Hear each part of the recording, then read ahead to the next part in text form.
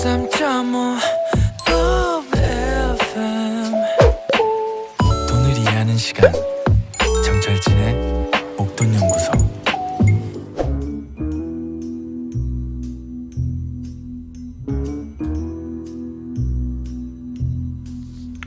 돈이란 게 잃으면 슬프지만 뺏기면 분노가 치밀죠. 우리의 목돈을 사수하기 위한 코너입니다. 리얼하고 생생한 경제사기 실화극장 목돈지킴 연구소. 한국형사법무정책연구원 승재현 연구위원과 함께합니다. 본격적인 오늘 이야기 앞서서 오스템 임플란트의 소식들이 지금 서서히 들어오고 있습니다. 예. 원래 오스템 임플란트가 이번 주에 좀 결론이 날 뻔했었는데, 그렇죠. 상패 이야기가 나왔는데. 아니, 상패가 아니라 상장 적격성 심사를 하냐 마냐. 상장 적격성. 그러니까 대상 여부 결정이에요. 오케이. 그래서 만에 하나 요게 뭐 그 주의 심사 안 해도 돼 하면 바로 거래가 재개되는 건데. 네네. 2월 16일. 2월 그렇죠. 보름까지 한 번 더 연기를 하고 했는데 그 이유 중에 하나가 전 이거 같아요. 지금 그 환수가 중요한데 네네. 속속 좀 환수가 되나요 지금? 그러니까 이게 뭐 많은 분들이 이 환수에 대해서는 잘 모르시잖아요. 네. 제가 조금 이렇게 명쾌하게 좀 말씀을 드리면 금괴 아시죠? 금괴. 예. 이제 그러니까 이 사람이 주식 회사 돈을 횡령하고 그 횡령한 돈으로 주식을 사고 주식 투자도 했고 예. 금괴도 샀고. 그러니까 주식 투자해서 주식 투자에 손실이 나니까 그 다음 단계에서 이제 금괴를 샀는데 이 금괴는 국가가 압수를 해놓은 물건이에요. 압수를 해놓은 물건이기 때문에 압수한 물건 중에 피해자에게 환부할 수 있다는 게 뭐 형사소송법 134조인데 이게 그 작물인 경우에는 그 작물이 피해자에게 돌려갈 수가 있는 거예요. 그래서 이 금괴는 국가가 압수했고 압수했는 것을 그 제가 알기로는 남부지검에서 지금 오스템 임플란트에 돌려줬어요. 그러니까 금괴는 금괴는 이미 이건 압수 물건이기 때문에 압수 물건의 가한부 특히 작물의 피해자 환부라는 134조 형사소송법을 이용해서 돌려줬다. 그래서 금괴는 문제 없다. 금괴는 이미 오스템 임플란트에 들어갔다라고 보시면 되고 이거와 또 다른 게 부패재산 몰수법이라는 게 있어요. 좀 어렵죠. 이게 부패재산 몰수법이 어떤 건가 하면 횡령을 해가지고 회사 대표이사가 돈을 다 가지고 나왔어요.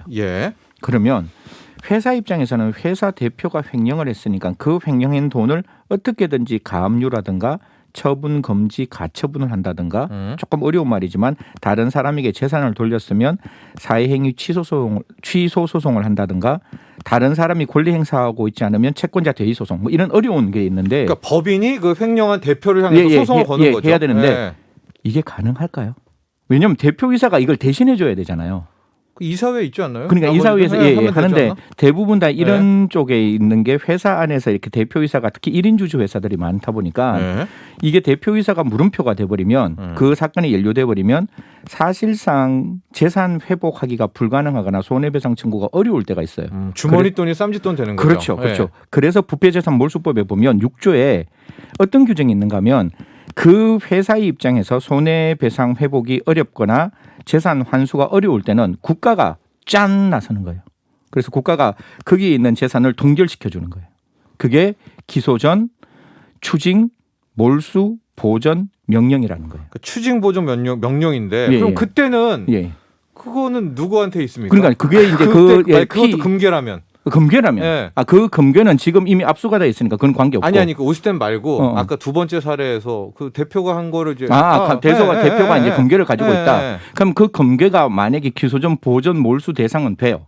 그 보전, 몰수 대상이 되면 나중에 이 판결이 확정되고 나면 이 금괴에 대해서 환가를 하고 그리고 난 다음에 피해자에게 환부하는 게 우리 법에 나와 있는 거예요. 그게 부패재산 몰수법 6조고 그래서 그 사기꾼이 가지고 있는 돈이나 유가증권이나 뭐 집이나 이런 거를 기소전 보전을 해서 나중에 확정 판결을 받고 난 다음에 국가가 그걸 환가하거나 그 물건을 돌려주는 제도가 지금 이제 만들어져 있는 게 부패재산 몰수법이고 거기에 따라서 주식하고 집은 현실적으로 기소전, 몰수, 추징, 보전, 명령의 대상이 되어 있는 거죠. 금괴는요? 금괴는 아까 압수했는 거니까 압수해서 이미 돌려줘 버렸고.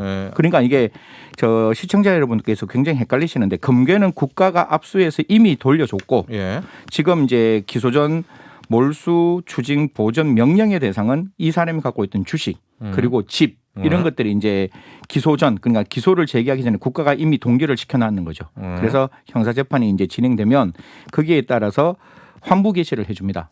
그래서 환부 청구 개시에 대한 서류를 제출하면 그게 오스템 임플란트에 돌아갈 수 있죠. 이게 이제 좀 약간 두 가지가 좀 섞여가지고 그런데 하여간 어쨌든 금괴는 이미 돌려받았고 네네. 압수로 그다음에 이제 주식이나 이런 것들은 기소전 보전 추징이 되어 있다. 그래서 알겠습니다. 뭐 국가에서 그래서 뭐 부인이랑 여동생 명의로 빚 갚아주고 이런 거는 이제 앞으로 차차 오스템이 받을 것이다. 오스템이 그래서 받게 된다. 사실 뭐 개미 분들에게 가장 손해가 나지 않는 것은 그 오스템 임플란트의 최대한 손해가 회복되는 거잖아요. 그래야 아마 또 상장 적격성 심사 대상 여부도 도움이 되겠죠. 그래서 국가가 지금 최선을 다해서 노력하고 있다. 그래서 시청자 여러분께서 좀 이렇게 이 사건에 대해서 좀 같이 좀 들여다봐 주셨으면 좋겠습니다. 이와는 별도로 지금 주주들이 있지 않습니까? 지금 거래 정지 당한 거 돈이 묶였죠. 거기에 주가 하락분 이런 거는 회계 시스템이 엉망이어서 한 거 아니겠습니까? 그렇죠. 엄밀히 말하면 감사나 소송 안 되나요? 되죠. 이게 소액주주들의 이제 손해가 났다는 걸 그걸 이제 입증을 해야 되는 건데 이 부분도 저는 사실 오스템 임플란트 쪽에서 굉장히 이렇게 뼈아프게 반성해야 되는 부분이고 제가 거듭 말씀드리지만 준법 윤리 경영이 제대로 운영되지 않았다는 건 분명한 거잖아요. 예, 맞습니다. 여기서도 만약에 우리 저 PD님하고 저하고 우리 저 소장님하고 뭐 목돈 연구소를 위해서 뭐 작은 어떤 그 준비물을 하나 준비하더라도 사실 이게 SBS에서 사용되는 공금이라면 저희들이 결제 시스템이 다 만들어져 있을 거 아니에요. 그럼 결제 시스템마다 뭐 과장, 뭐 부장, 뭐 그다음에 상무, 전무, 뭐 회장 이렇게 다 결제가 쫙쫙 올라가야 되는데 그런 게 오스템 임플란트에서는 완전히 엉망이 되어서 그걸 한 번도 아니고 몇 번을 지나서 몇 수십 번을 했다는 거니까 소송 대상이다. 예, 당연히 대상이 될 수 있다라는 말씀드리겠습니다. 네. 자, 이거는 이제 들어가는 맛배기 사건이었었고요. 본격적 사건은 약간 진부할 수도 있는데도 이게 아직도 기승을 부리고 있다고 합니다, 여러분. 보이스피싱인데요. 이게 3월 달에 이제 또 취업 시즌이잖아요. 이게 아직도 있나요, 보이스피싱? 이게 코로나19 때문에 이제 굉장히 취업에 목말라 있는 대학생들한테 날아가는 그 문구인데. 뭔데요? 신입사원 채용 공고. 정부의 코로나19 사회적 거리두기 정책으로 비대면 사원을 모집 진행하고 있습니다. 일당 평균 20만 원입니다. 합법적인 업무라면 괜찮으시겠죠. 상담을 원하시면 1번을 눌러주세요라고 밑에 전화번호가 탁 찍혀 있는 거예요. 이게 이제 온다는 거죠, 이 문자가. 앞부분은 좀 속을 것 같은데 그 정책으로 비대면 사원 모집을 하고 있습니다. 그런데 뒷줄은요. 약간 느낌이 오는데. 그렇죠. 합법적인 업무라면 괜찮으시죠? 왜냐면 상담을 원하시면 1번을 눌러주세요. 그러니까 이런 형태로 이제 전화를 탁 하게 되면 ARS 이제 1번 눌렀습니다. 딱 부르면 어떻게 되는가 하면 제가 이제 이야기를 하는 거예요. 이게 절대로 불법적인 일이 아니다. 비대면 업무를 하는데 우리가 하는 것은 채권을 담당하는 거다. 그렇기 때문에 우리가 이미 다 만들어져 있는 채권 채무 관계에서 결론이 나왔고 그 결론이 나오는 채무자로부터 돈을 받아오면 된다. 그러니까 결국 높은 보수를 주면서도 왜 면접을 보지 않느냐고 또 물을 수가 있잖아요. 그 뭐 리크루팅을 하는 젊은 청년이 그러면 사회적 거리두기 때문에 비대면 방식으로 사원을 모집한다라고 하는 거죠. 하는 일은 채권 추심입니까? 네, 채권 추심에서 이제 채무자로부터 돈을 이제 받아오는 거예요. 그러니까 아까 제가 말씀드리다시피 이미 채권 채무 관계는 다 해결이 됐고 그 채무자로부터 돈을 받아오면 되는 일이다. 근데 그거를 뭐 이 청년들이 20대 후반 30대가 할 수 있나요? 그러니까 돈 받아온다는 일을? 그러니까 제가 거듭 이제 이게 우리 소장님도 진부하다고 말을 했지만 막상 여기에 들어가는 청년들이 적지 않다는 거예요. 그렇기 때문에 기본적으로 아까도 말씀드렸다시피 이런 경우에 만약에 1,000만 원, 1,500만 원을 딱 가지고 오잖아요. 그러면 아까 10만 원에서 20만 원이면 한 번 1,500만 원 가져오면 10%, 15만 원. 2천만 원 가져오면 10% 받아오면 이렇게 되는데 이게 뭐 과거부터 있었던 일이지만 이게 이렇게 되면 결국은 무슨 문제가 발생하는가 하면 피해자로부터 보이스피싱 피해자로부터 지금 1,500만 원 받은 거잖아요. 잠깐만요. 지금 제가 헷갈렸는데 그러면 그 받아오는 그것도 채무자가 아니네요. 그렇죠. 보이스피싱 피해자인 거죠. 그러니까 대학생은 채무자라고 알고 있는데 실질적으로 그 사람은 보이스피싱을 당한 사람이죠. 제가 박철진 철진 소장님한테 박철진은 누굽니까? 정철진한테 네. 제 친구가 박철진이라서 네. 예, 철진 소장님 막 전화하면서 네. 지금 제 계좌가 동결돼야 되는데 빨리 돈 빼십시오. 돈 빼시가지고 돈 빼셔서 지금 가는 저희 청년에게 이렇게 돈을 주면 됩니다. 그게 사건 A예요. 그렇죠. 사건 A고. 그러면 피해자잖아요. 네. 그럼 그 대학생이 가는 거예요. 그 당시에 가면 가서 뭐라고 그럽니까? 뭐 동결되는 1,500만 원 내가 받아가야 된다라고 해서 1,500만 원을 그 대학생이 받는 거죠. 그리고 이 대학생은 ATM을 통해서 돈 1,500만 원 중에 20만 원을 빼고 1,470만 원을 돈을 집어넣는 80만 원을 집어넣는 통장으로 입금을 하는 거죠. 근데 그 이제 알바로 나선 젊은이 모릅니까? 그러니까 그거를 자기들은 몰랐다라고 하는데 이게 사건을 수사해 보면 모를 수가 없잖아요. 지금 철진 소장님하고 저하고 이게 말이 되냐? 누가 2천만 원 받았는데 2천만 원 받은 것 중에 20만 원은 떼고 나머지 돈만 입금하라 그러면 이게 정상적인 채권 추심 업무가 아니라는 걸 알 수 있는 거 아니냐. 그렇게 해서 대학생들이 아무리 자기가 몰랐다고 항변해도 대부분 다 이게 범죄단체 조직죄 플러스 보이스피싱 조직의 사기죄로 같이 엮이는 거예요. 그러다 보니까 여기서 가장 큰 문제는 뭔가 하면 자기는 20만 원 받았잖아요. 그렇지만 그 보이스피싱 피해자잖아요. 그 사람에게 합의하기 위해서는 20만 원을 돌려주는 게 아니라 2천만 원을 돌려줘야 최소한 그 사람이 피해 금액에 대한 회복이 되는 거기 때문에 어떻게 보면 20만 원을 벌려고 했다가 그거에 몇 수십 배가 더 큰 피해 금액을 적어도 원상 회복해줘야 최소한 집행유예 정도가 나올 수 있다는 거죠. 그 알바생에게 채무자를 만나면 은행 직원이라고 소개하라. 뭐 이런 지시도 내렸다고 하네요. 그래서 분명히 아까도 말씀드렸다시피 지금 있는 이 두 단계가 지금 보이스피싱의 극성을 부리는 거예요. 그러니까 어떻게 보면 보이스피싱 피해자가 발생하지 않도록 우리가 적극적으로 노력해야 될 뿐만 아니라 한 사건은 진짜 보이스피싱 사건.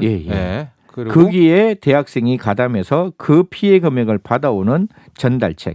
그러니까 어떻게 보면 굉장히 점조직화되어 있는 거죠. 현금 수거책. 그렇죠. 현금 수거책이네요. 그렇게 되니까 그 대학생이 아까 봤다시피 정말 힘들게 취업의 어려운 관문을 통과했다라고 생각하는 순간 그 범죄의 악마의 손길이 이 대학생에게는 뻗치고 있는 거죠.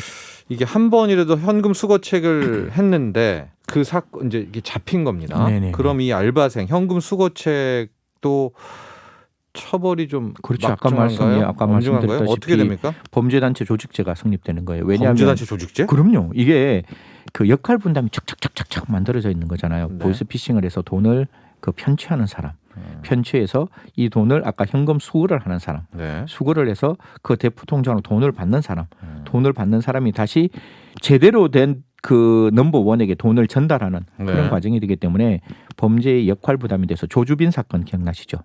이렇게 범죄 단체 조직죄가 성립되고 조주빈은 완전히 그것도 똑같이 역할 분담했듯이 이것도 똑같이 역할 분담을 하는 거죠. 조주빈 사건도 그 피해자를 데리고 오고 피해자에게 성폭행하고 피해자의 영상을 촬영하고 그것을 판매하는 사람들이 다 조직죄. 다 조직죄로 다 걸렸으니까 이 범죄단체 조직죄에 걸리면 이 대학생도 나는 현금 수거책에 지나지 않는데요가 아니라 이 전체 범죄의 그냥 하나의 정범이 되는 거예요. 법원의 입장 한번 전해주시죠.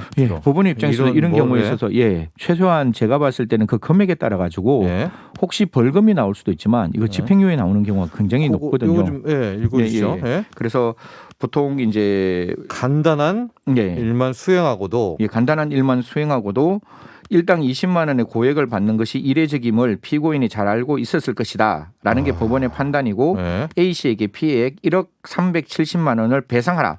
그러니까 자기가 수거책한테 그 알바생한테 그래서 한 1억 가까운 돈을 배상하라고 했고 여기에서 가장 대표적인 게 보이스피싱 총책은 결국 검거되지 않았지만 이 사람은 아까 범죄단체 조직죄 공범으로 인정되기 때문에 이런 경우에 있어서는 뭐 제가 봤을 때 무조건 집행유예라고 말할 수는 없지만 실형이 나올 수 있다는 거예요. 이게 그 벌금 이상 형이 나오면 사실 공무원이나 기타 여러 가지 취업에도 굉장히 문제가 발생할 수 있는 부분이라서 굉장히 젊은이들이 이 부분에 대해서 신중하게 판단하셔야 한다라는 말씀드리겠습니다. 아마 이런 생각은 할 수 있겠죠. 왜 보이스피싱 총책은 못 잡고 그 수거책한테 모든 피해액을 배상하라고 하느냐고 하겠지만 그게 법원은 또 법원의 입장이 있는 거죠. 왜냐하면 자기가 수거를 했고 그 수거했는 피해자가 그 금액을 자기한테 줬으니까.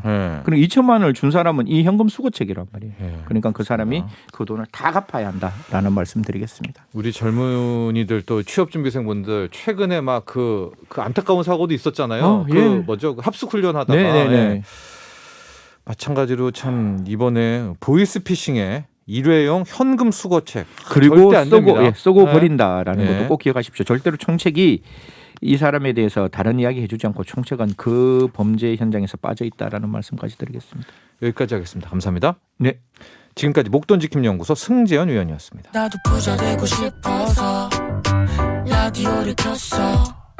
정확하고 철저한 정철진의 목돈연구소.